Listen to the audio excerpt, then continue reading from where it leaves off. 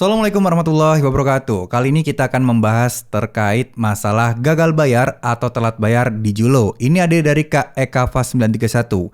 Kak, bahas Julo dong, saya hari ini jatuh tempo tagihan cicilan Julo. Karena belum ada uang, jadi saya belum bisa bayar. Oke, buat teman-teman yang saat ini mungkin senasib atau lagi mengalami di situasi seperti Kak Ekava ini, teman-teman tidak perlu khawatir ya. Jadi kalau kalian telat bayar Julo, tagihan Julo udah lewat jatuh tempo, apa sih yang harus dikhawatirkan? Apa sih yang harus dilakukan? Yuk kita akan bahas di video kali ini.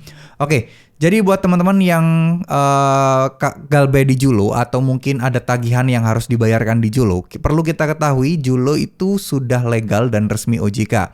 Artinya anggap aja mereka termasuk kategori pinjol legal ya, meskipun semacam kayak paylater dan lain sebagainya. Oke. Jadi kalau kita telat di Julo, udah otomatis kemungkinan besar akan masuk ke slik OJK. Cuman kembali lagi, seberapa penting dan seberapa butuh kalian terhadap slik OJK kalian.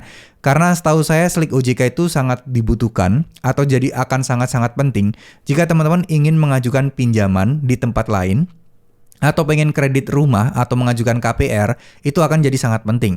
Tapi kalau dalam waktu dekat teman-teman tidak ada keinginan untuk minjol lagi atau minjam lagi, ya slik OJK nggak akan ada masalah buat kalian. Ya slik OJK mau jelek atau gimana pun, ya biarlah. Toh kalian juga nggak mau pakai dulu kan. Nah itu yang pertama. Sedangkan yang kedua, pasti di antara teman-teman akan ketakutan akan ada DC lapangan Julo yang datang ke rumah kalian untuk menagih. Nah, masalah DC, Julo itu sayangnya memang sudah ada DC lapangan. Tapi itu bukan berarti kita harus takut dan juga kita harus khawatir. DC Julo itu juga masih belum banyak kok. Jangankan di luar kota Jakarta, di daerah Jakarta pun masih banyak teman-teman itu yang masih belum didatengin DC lapangannya. Cuman ya, kita harus tahu mereka sudah punya.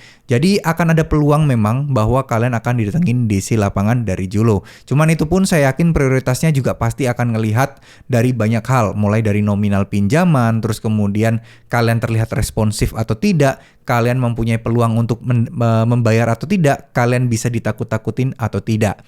Ya, jadi dari poin ini kita sudah tahu bahwa kita memang tidak boleh takut, kita harus tetap tenang, kita harus terus fokus ya. Itu adalah soal masalah DC. Bagaimana kalau denda, bunga, dan lain sebagainya? Ini nggak usah kita bahas karena sudah pasti ya kalian pasti akan kena denda dan akan kena bunga. Gede bang? Ya pastinya gede.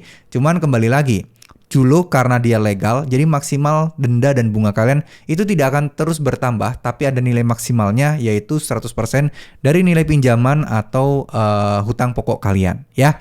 Jadi nggak akan terus menumpuk dan nggak akan berkali-kali lipat. Paling mentok 2 kali lipat aja, mungkin sedikit ditambahi biaya admin dan lain sebagainya. Nah, kalau kita memang masih belum ada uang dan belum bisa bayar, apa yang harus kita lakukan? Bagaimana kita harus bersikap? Yang pertama, ya udah jelaskan. Kalau memang DC menagih terus-terusan, bilang akan diusahakan dan memang saat ini belum ada dana atau uangnya. Clear ya, sampai sini clear ya.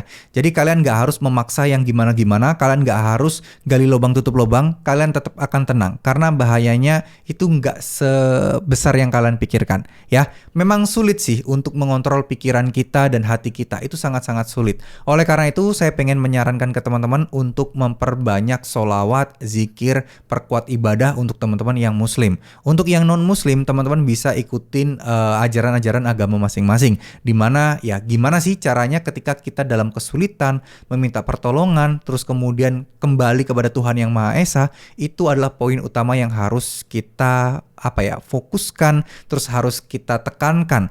Karena banyak di luar sana itu orang-orang yang terlalu sombong, tidak mau berdoa, padahal dirinya sedang dalam masa kesulitan. Mereka mempercayai orang-orang lain yang katanya mau bisa bantu galbay, terus meyakinkan galbay. Enggak, motivasi-motivasi semacam itu hanya akan bertahan mungkin 2-3 hari aja. Tapi ketika kalian sudah menyerahkan semuanya sama Allah SWT dengan mendekatkan diri, dengan rajin beribadah, saya rasa semuanya bakal akan jadi lebih mudah. Ya, percaya atau tidak, dengan tenangnya hati kita, dengan kita mengikhlaskan dan memasrahkan diri kita kepada Tuhan Yang Maha Kuasa, insya Allah semuanya akan jauh akan berasa lebih mudah. Ya, intinya fokus aja di kerja, ibadah, dan sisanya serahkan sama Tuhan Yang Maha Kuasa. Tetap tenang, gak usah takut. Ya, pasrahkan, ikhlaskan, dan terima. Oke, terima kasih. Semoga video ini bisa bermanfaat. Mohon maaf jika ada salah-salah kata. Wassalamualaikum warahmatullahi wabarakatuh.